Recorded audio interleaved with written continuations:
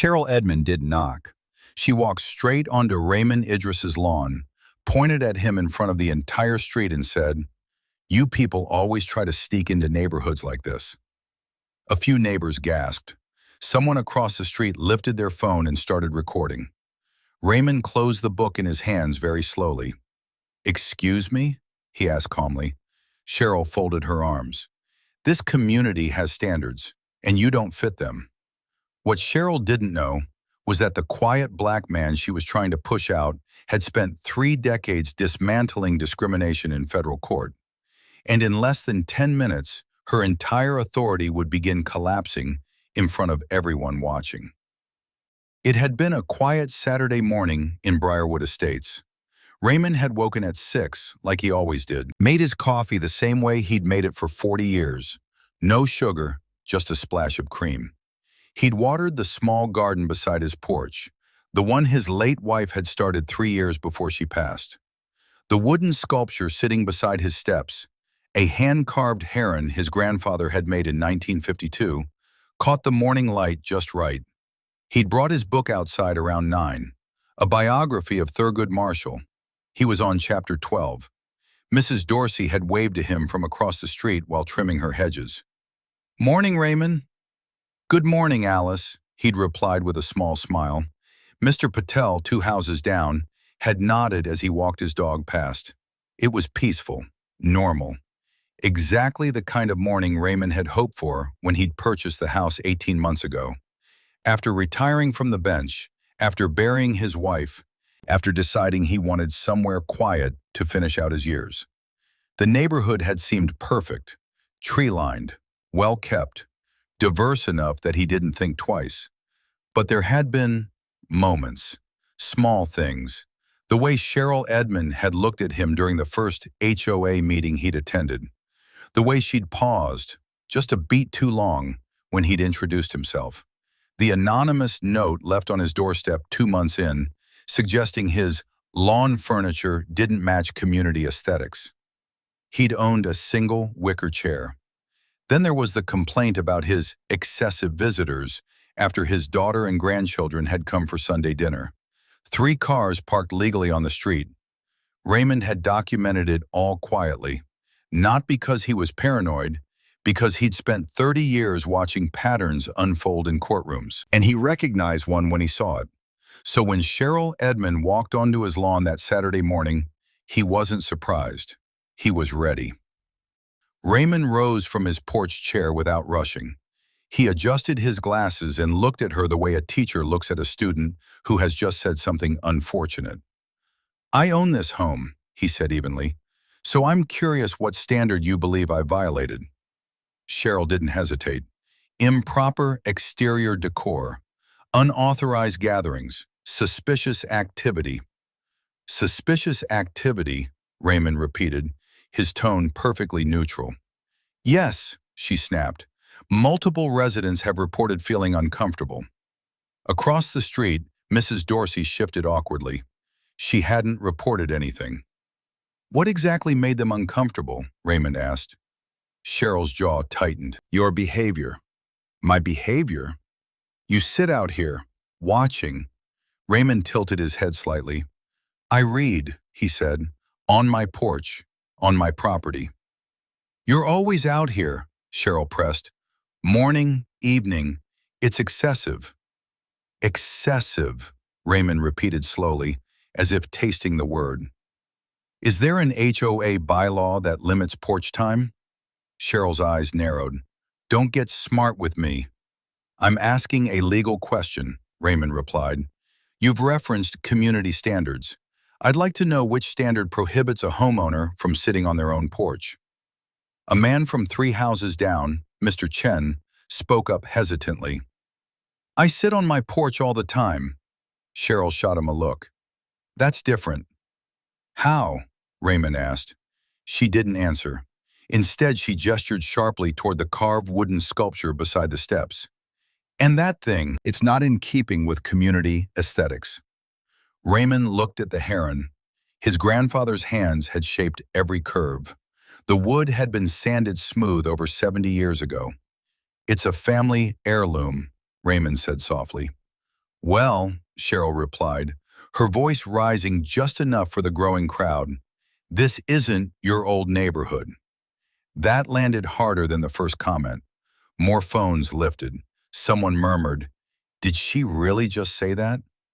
Raymond studied her face carefully, not with anger, with the same clinical assessment he'd used on hostile witnesses for 3 decades. Are you suggesting I relocate? He asked.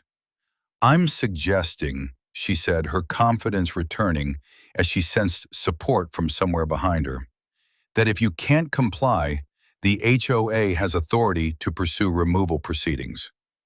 Removal, Raymond repeated. From a deeded property I purchased outright? If necessary, Cheryl said firmly. Raymond nodded slowly. And what statute grants an HOA the authority to remove a compliant homeowner? The covenants. Which covenants? Raymond interrupted gently. I've read them, all 63 pages.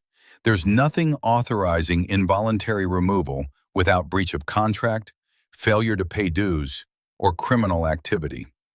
Cheryl's face flushed. You're in violation. Of what specifically? Raymond asked. You've mentioned decor, gatherings, sitting outside. None of those appear in the covenants as violations. This is about maintaining property values, Cheryl said, changing tactics. Property values, Raymond echoed. And you believe my presence lowers them? The street had gone very quiet. Cheryl seemed to realize she was on dangerous ground, but pride pushed her forward. I believe that certain standards need to be maintained. Certain standards, Raymond said. Like? She gestured vaguely. Appropriate conduct, fitting in.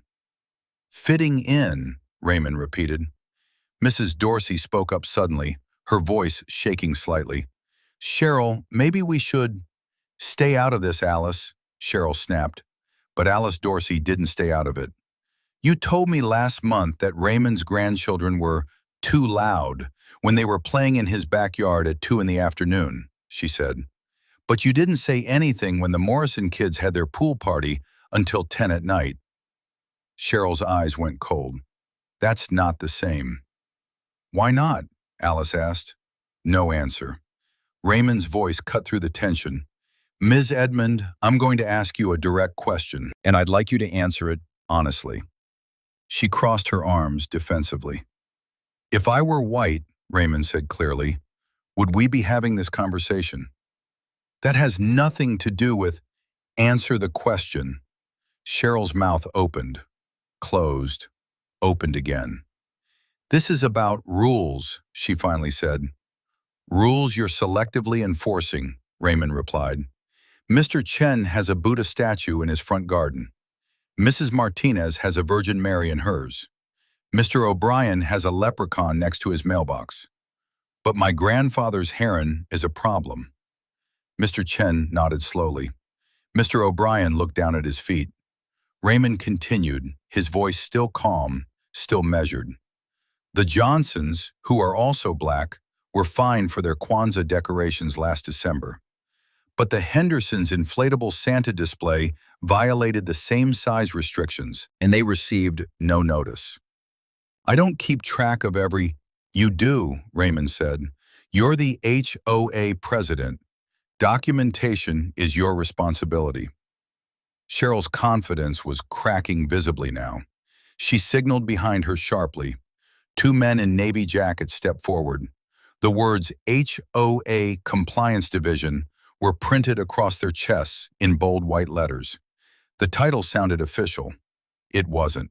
One of the men unfolded a clipboard. The other adjusted something on his belt, a radio maybe, or just a prop meant to intimidate. We're issuing a forced compliance directive, Cheryl announced, her voice stronger now that she had backup. Failure to cooperate will escalate this matter. Raymond looked at the 2 men, then back at Cheryl. To what? He asked. Legal action. Raymond paused, then nodded slowly. That's excellent. Cheryl blinked. Excuse me? Legal action requires documentation, Raymond said. Statutory reference, due process, filing, court oversight. The taller man stepped closer, clearly trying to use his size to intimidate. "Sir, you need to calm down." Raymond looked at him. "I am calm." "You're being uncooperative," the man said. "I'm asking questions," Raymond replied, "which is my right."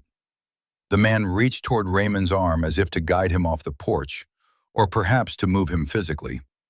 Raymond didn't jerk away. He simply stepped back, out of reach, and lifted his phone. "For clarity," he said evenly, "you are now trespassing, and this interaction is being recorded." The man hesitated. Cheryl laughed, a short, sharp sound. "You can't intimidate us." "I'm not attempting to," Raymond replied. "I'm preserving evidence." The word evidence shifted something in the air. The second compliance man glanced at his partner nervously. A patrol car turned onto the street slowly, lights off but unmistakably official. Mrs. Dorsey had called when she heard the first comment. Cheryl straightened with visible relief. "Good. Perfect timing." The officer stepped out and scanned the scene. Crowd of neighbors, phones raised, two men in quasi-official jackets standing too close to a homeowner on his own porch. His eyes landed on Raymond. Recognition flickered instantly. "Judge Idris?" The street went completely silent. Cheryl turned sharply. "Judge?"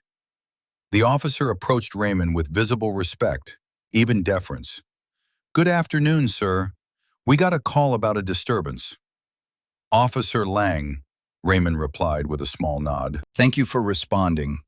Cheryl looked from one to the other, confusion spreading across her face. "Judge of what?" Raymond turned toward her calmly, and for the first time there was something new in his expression. Not anger, not satisfaction, just the quiet weight of experience. "For 12 years, he said, I served as a federal district judge in the Northern District." No one spoke. No one moved. He continued, his voice carrying across the lawn, across the street, to every neighbor who'd stayed silent for 18 months. "I presided over housing discrimination cases, HOA overreach cases, wrongful eviction cases, Fair Housing Act violations." Officer Lang's expression hardened slightly as he looked at Cheryl and the two men beside her. Raymond's voice never rose, didn't need to. "You just attempted to threaten removal from a privately owned residence, in public, while referencing neighborhood fit and using the phrase, 'you people.'" Cheryl's confidence began thinning visibly, like ice cracking under weight. "That's not what I meant," she said quickly. "Oh?" Raymond asked gently. "What did you mean by 'you people'?" She opened her mouth. Nothing came out.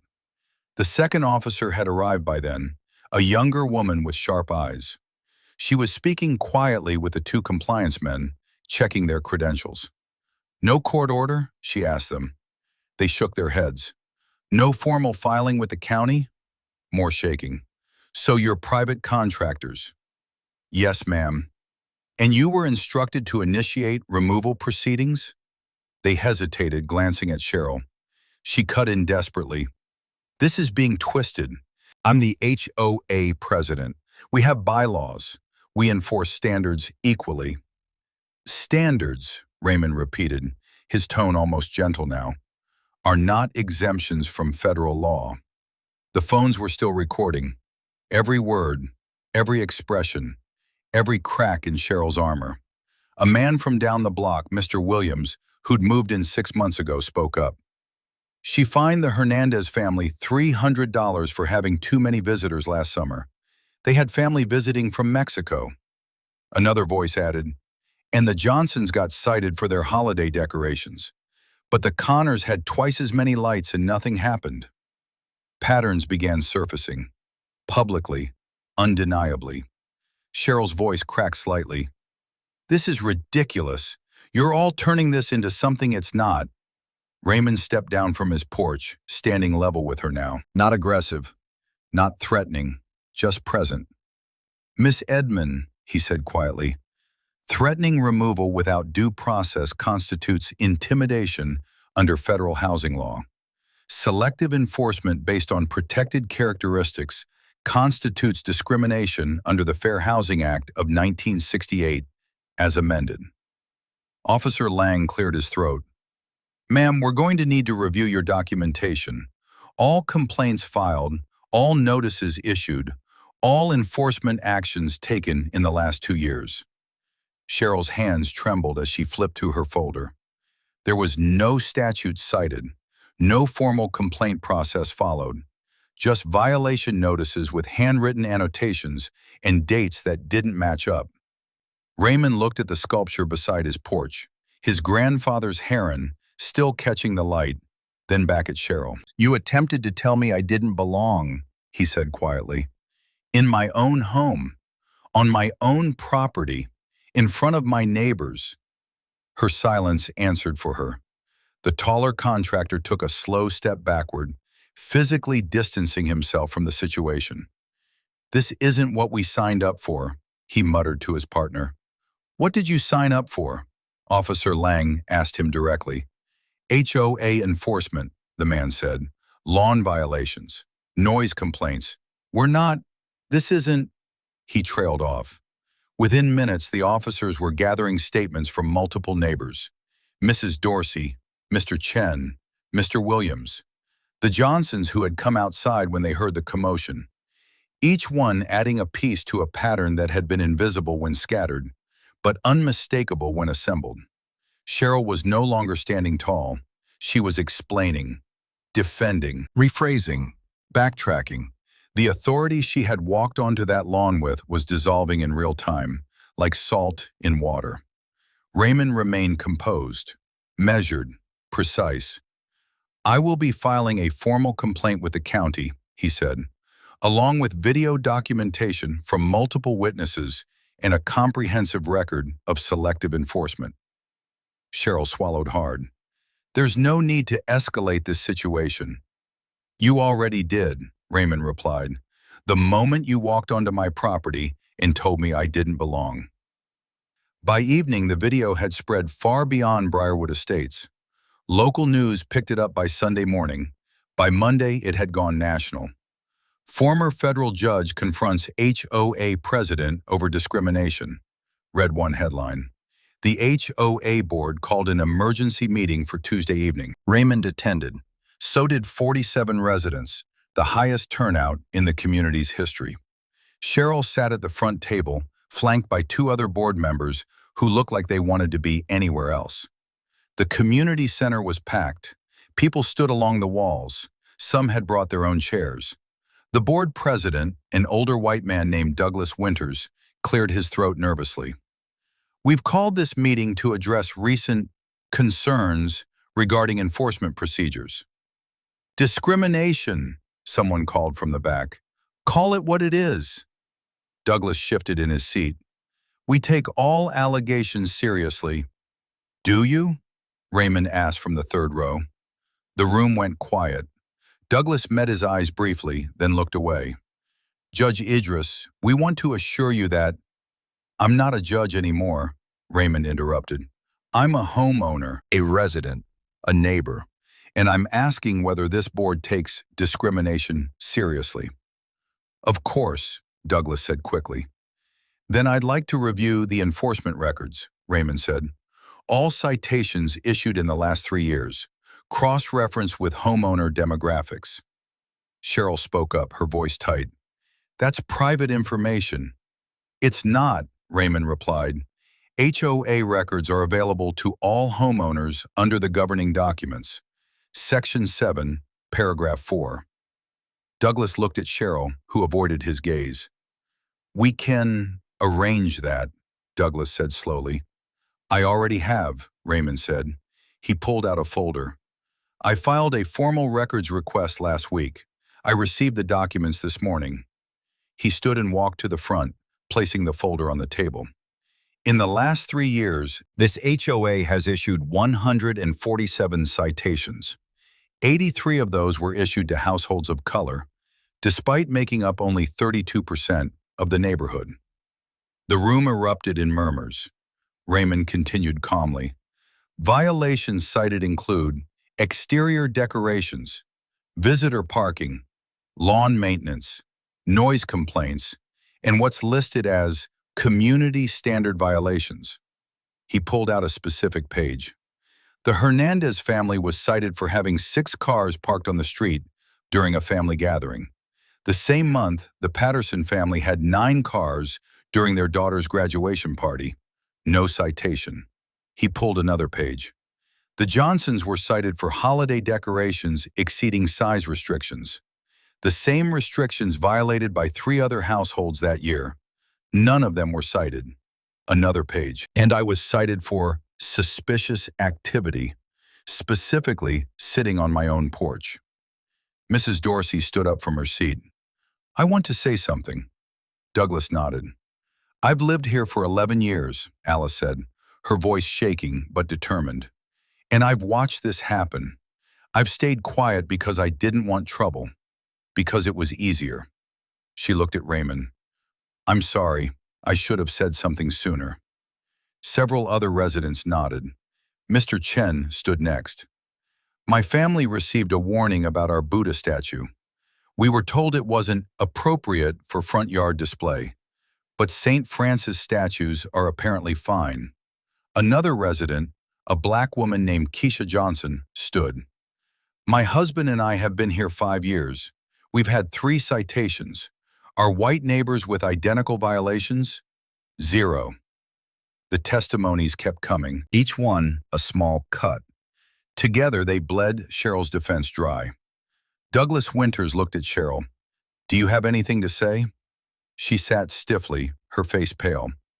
I enforced the rules as I understood them. Selectively, Raymond said quietly. I didn't, she stopped, started again. I never meant intent, Raymond said, is not a defense against discriminatory impact. Douglas cleared his throat. The board will be conducting a full review. In the meantime, Ms. Edmond, we're placing you on administrative leave pending the outcome of both our internal investigation and any legal proceedings. Cheryl's eyes went wide. You can't. We can, Douglas said firmly, and we are. The room broke into scattered applause. Within a week, Cheryl Edmond was formally removed from her position as HOA President. The compliance contractors terminated their agreement with the HOA. An independent legal review was initiated by a civil rights attorney the community hired collectively. 3 months later, the bylaws were rewritten entirely. Clear anti-discrimination protections were added. Oversight measures implemented. Every citation now required documentation, justification, and review by a 3-person committee instead of 1 individual. Public transparency was required. All enforcement actions posted monthly for community review, and a clause was added. Any homeowner could request a review of enforcement patterns if they suspected discrimination. Raymond still sat on his porch in the evenings. He still read quietly, his grandfather's heron beside him catching the last light of day. One afternoon, Mrs. Dorsey approached him slowly, carrying a plate of cookies. I'm sorry, she said. We should have said something sooner. Raymond looked at her kindly. Silence feels safer in the moment, he said, but it protects the wrong thing. She nodded, tears in her eyes. It won't happen again. Good, Raymond said. That's all I wanted. She left the cookies and walked back across the street. The next week, Mr. Chen brought over tea.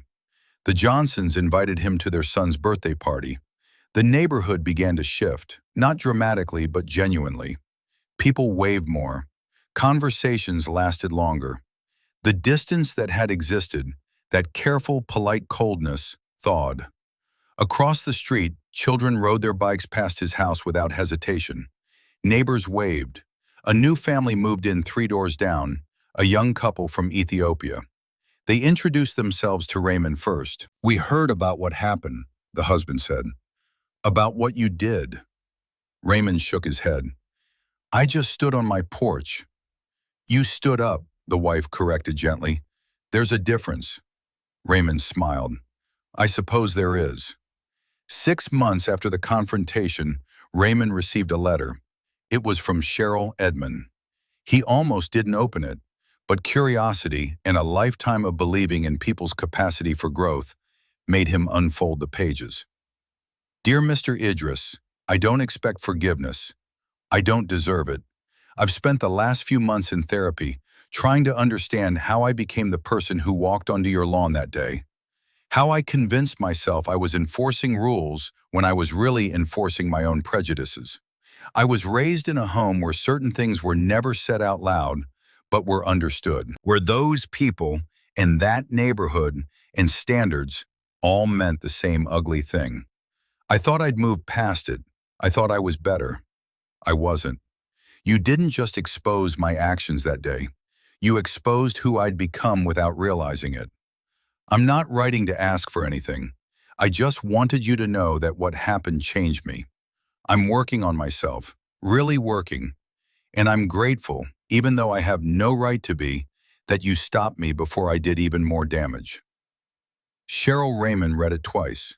Then he folded it carefully and placed it in his desk drawer. He didn't respond. Maybe someday he would. Maybe not. Some things didn't require an answer. This time, when Raymond looked up from his book, it wasn't to defend his presence. It was simply to enjoy the quiet. The sun setting behind the trees, the sound of children laughing down the street, the sight of his grandfather's heron still standing where it belonged. And no one questioned whether he belonged, because now everyone understood. He always had.